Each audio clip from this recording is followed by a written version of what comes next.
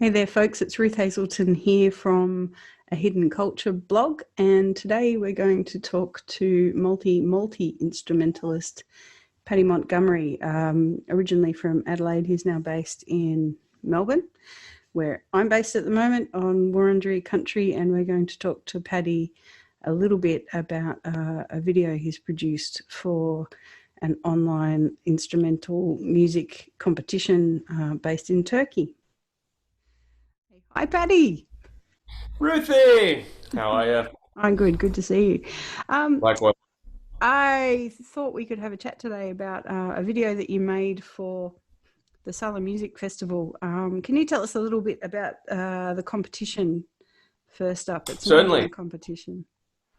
That's right. Well, Sala Music is a company based in Istanbul, in Turkey, and they're a musical instrument retailer. You know, which I own.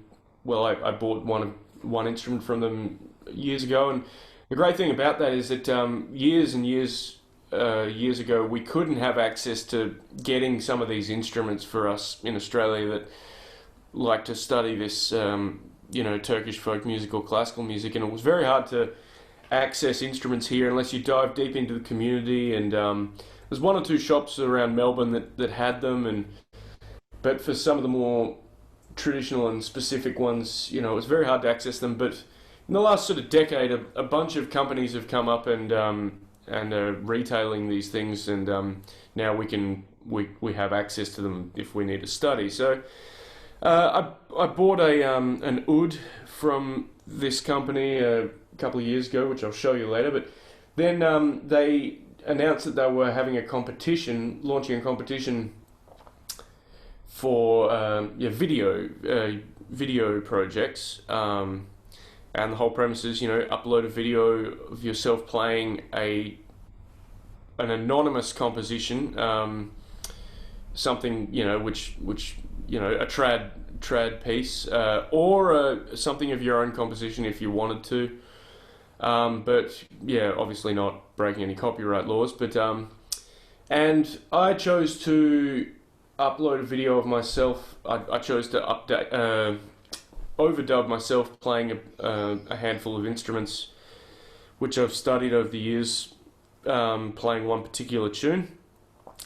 And the video is the winner is selected by the biggest number of likes on the video, which has been great because this has really kicked me into gear for learning a bit of video editing, and which is something I want to do with all this spare time that we all have at the moment. So I'm looking to get into that more. So it's I've won already in that regard. I've gotten some video skills up and running, so it's good. That's a wonderful, wonderful piece of music too, Paddy. And you were saying before that it's a traditional Turkish tune.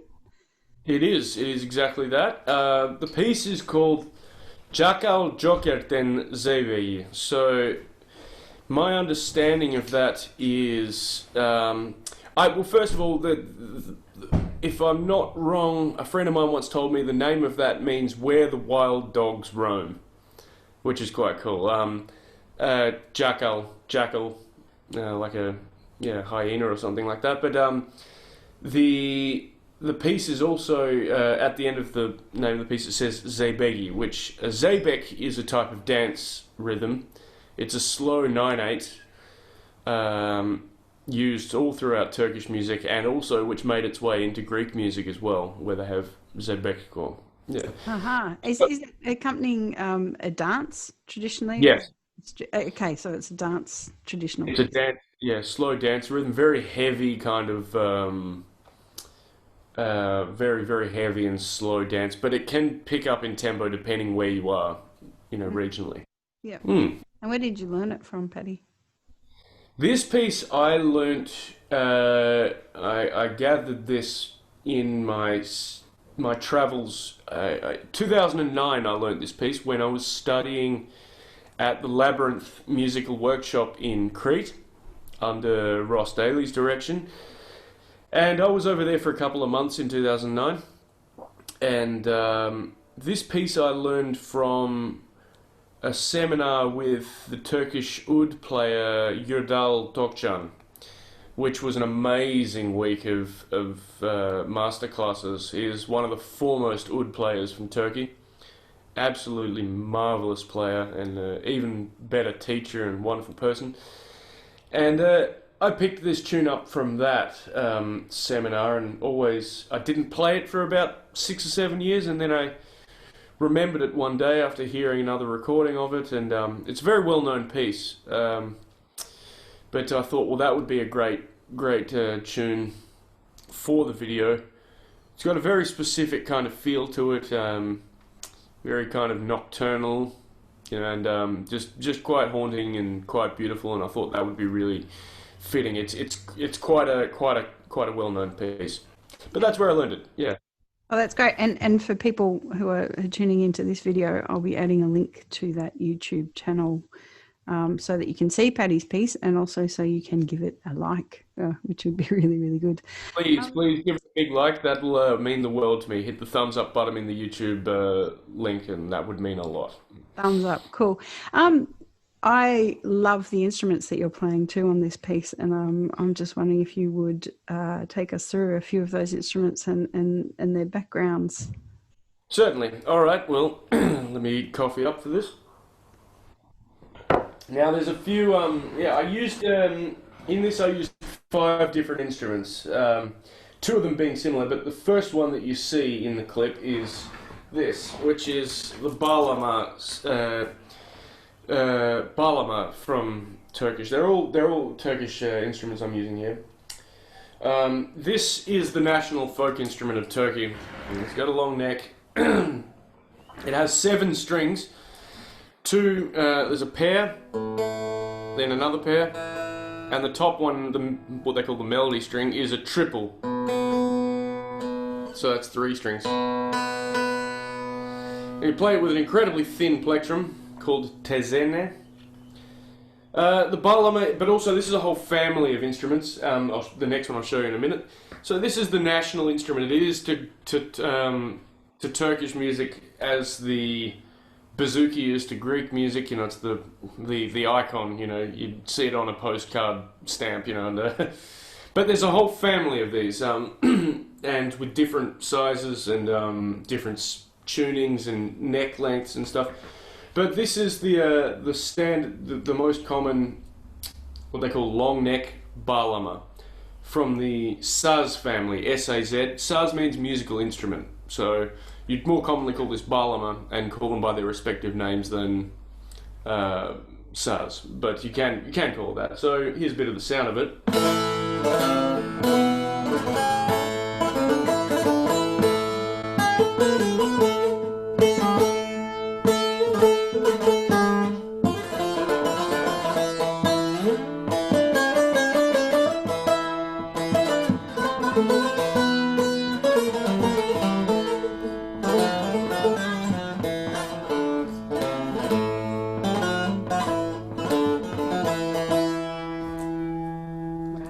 That's the bahlama. And following that, I'm going in the order that I used in the video. The one after that was another variation of this, which we call Cura Saz, which is much smaller and commonly tuned 1 octave higher above that one. And this one is, kind of like the, you might say, mandolin is to the guitar, or something along those lines, but yeah.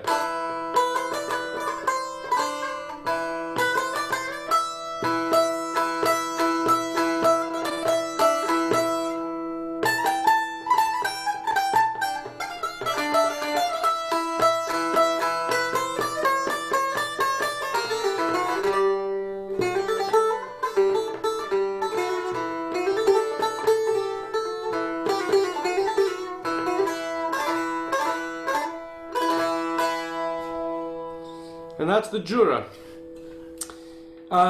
Then, following that, let me just grab this one over from here. Now this here, this little thing, we call kemenche. This comes from a family of instruments. There's a whole bunch of variations of this throughout Greece, which we call lyra.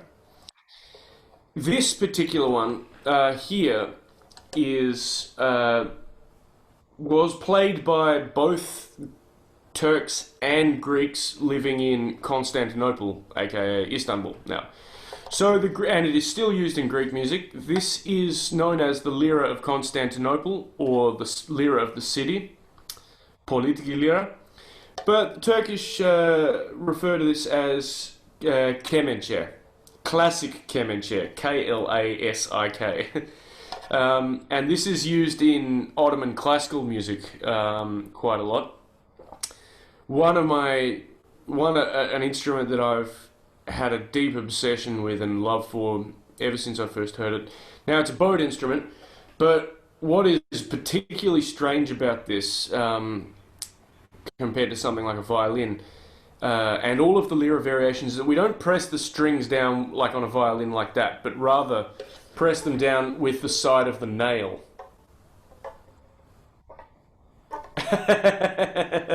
Yeah. Like this. And I'll give you an example of what it is.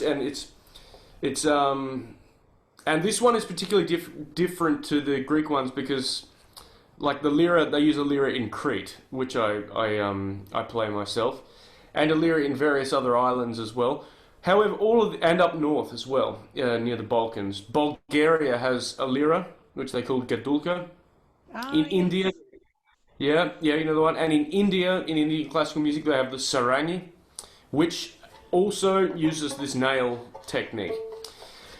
But the weird thing about this that makes it just so much more difficult to play than the other ones is that the Cretan lyra and the other ones, usually all of the strings are the same length, but this one, the one in the middle, is longer, and you have to jump back like that. And you have to really juggle it. If I leave this for a long time and don't play it, it takes me a while to get back into the swing of things. But I'll give you an example of what it sounds like. We hold it like this.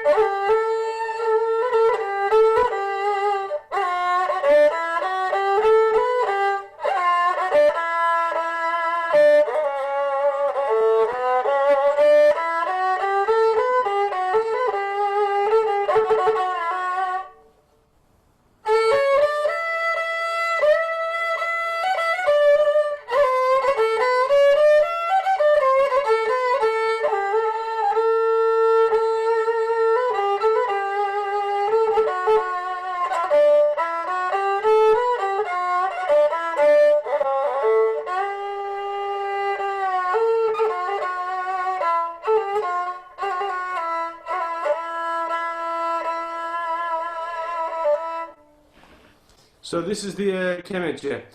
Ruth, I was going to say, maybe down the track when we can start touring again, this might be a bit more portable than the Yaylı Tanbur. You know, we'll get a similar thing going. You know, these are whatever you want. yeah. This is but this is the Kemençe. Beautiful. And this is a particularly nice one that I own. This is from Izmir in the coastal town of Turkey.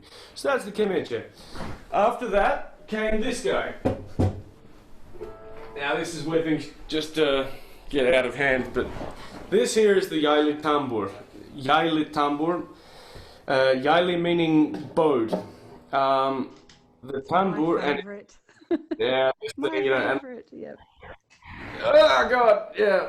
It's got a lot of frets, you know, all of them.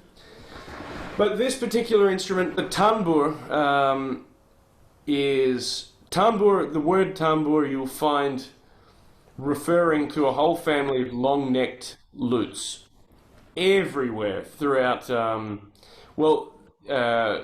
Throughout the Arab world, in India they have tanpura. There's the tambura in. They refer to one of the bahlama instruments as tambura bahlama. There is a tambura in Bulgaria. There's a whole score of tanbour instruments. There's one in Iran. However, the tanbour used in Turkish classical music, the body doesn't look like this. This banjo slash drum-like design came around in the 30s. But the plucked tanbour in Turkish music has a wooden soundboard and an apple-shaped body with wooden ribs like this used on the back. This instrument, this design came around from that thing hanging up on the wall right up there, which is called cumbush. See, it's the same as this. And that's a Turkish instrument that they play like the oud, which I'm going to get to after this. Came around in the 30s as a really loud kind of metallic strung version of the oud to play at outdoor kind of festivities and stuff when you've got clarinets blasting and bagpipes and whatever, before amplification came along.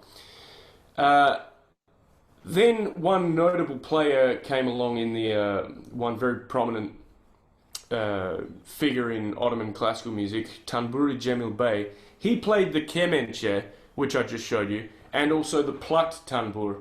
And then one day he decided to play his tanbour with a bow, and then the Yaylı Tanbur was born. And then fast forward a decade, they realized if they put this tanbour neck on the cumbush body and played it, it came out with this really, really nice, you know, it had a really good, much louder voice. So, I'll give you an example of what it sounds like. That's a bit of a history lesson there. So, here, this is the Yaylı Tanbur. Get comfortable. You need like a big space to sit in to play this.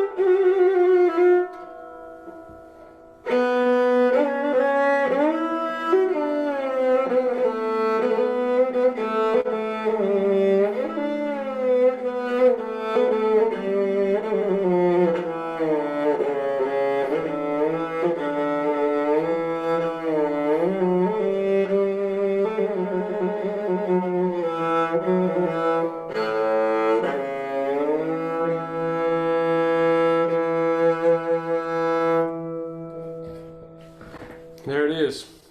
Gorgeous. This is a great instrument to play at night time. Really good at night time. Nighttime instrument. Absolutely. And the last one, well, this is basically the one that started it all. You know, the oud, this is the oud. This is a Turkish oud. Without this thing, we'd have no Telecaster. That's the way I like to open my introduction to this thing. The oud is the predecessor to most lutes and guitars as we know it. It is one of the oldest instruments in the world, and but still one of the principal instruments in Middle Eastern music generally, both folk and classical. It has this beautiful round, the classic bowl back styling, which we see on a lot of these family of instruments. And it has 11 strings, 5 pairs and a single bass one, and it's fretless. Yeah, it's fretless. 15 years later I've been playing this instrument, I've been learning to play the instrument for 15 years or so, more than that actually now, probably 16 or 17. And I'm still looking for the notes, but you get to it. And this one distinguishing feature is the peg box, which is held back, you know, at a very steep angle. If it falls over, it's not a good thing. You don't want that to happen. But this oud also was made by one of Turkey's premier oud makers, Faruk Turuns, and I went over there to pick this up in 2009. It's just a magical instrument that it's strange. They've been around for that long, and yet they're still the prominent, one of the most featured instruments in that part of the world. And what sort of wood is that made out of, Paddy? This one is, well, the soundboard is spruce, very, very nicely grained spruce, and the back of it is alternating ribs of yew, Y-E-W, and cherry wood. And well, that's rosewood. I asked him to do that. And the rest, the pegs and everything, are made of ebony. There's no metal on this instrument, which is great. There's not a bit of metal anywhere. And what about the ornamentation, the carvings on the front? Oh yeah, these are traditionally made out of bone, but I believe to make them a bit more eco-friendly, these ones are made out of fiberglass, I believe. So oh, they're beautiful. Yeah. Yep. Farouk is he's a master. Yeah, he's very good.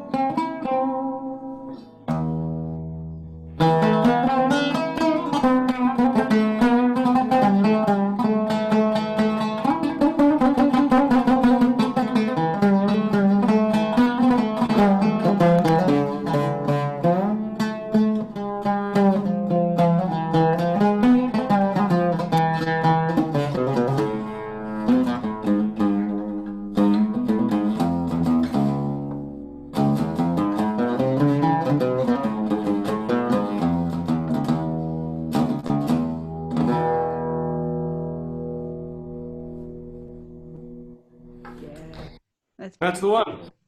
Absolutely gorgeous, Paddy. Thank you. So they're all the ones that were used in that video. Hang on.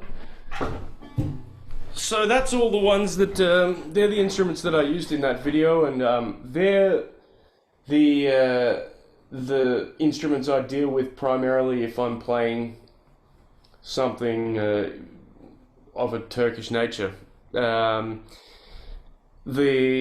And they all are featured in both classical and folk music, except the bahlamas. These are predominantly folk instruments. But I thought it was a great opportunity to take a piece of music that I gathered on my travels and my studies, and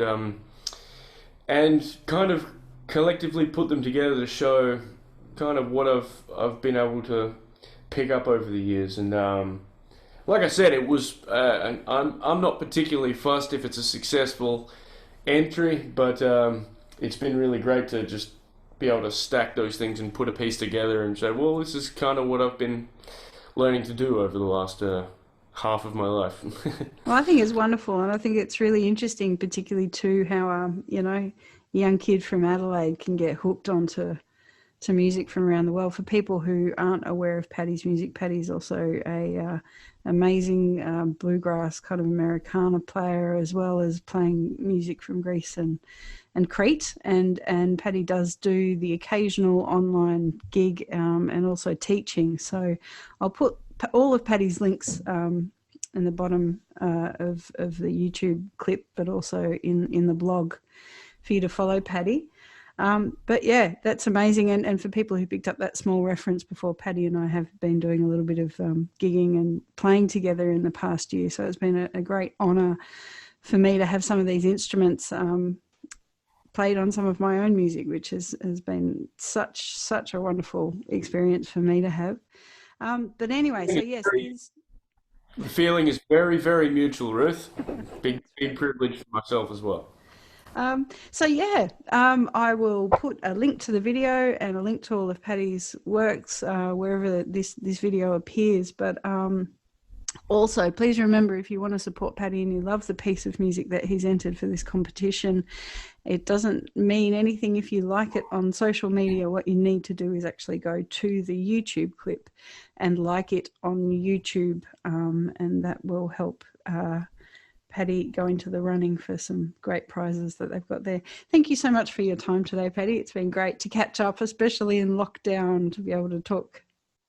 Absolutely fantastic to catch up with you, Ruth. I can't wait till we can sit and drink too much coffee and sit and have a good catch up. I'm thoroughly awaiting that. Yeah, likewise. Thanks. Thank you, Ruthie. Yeah.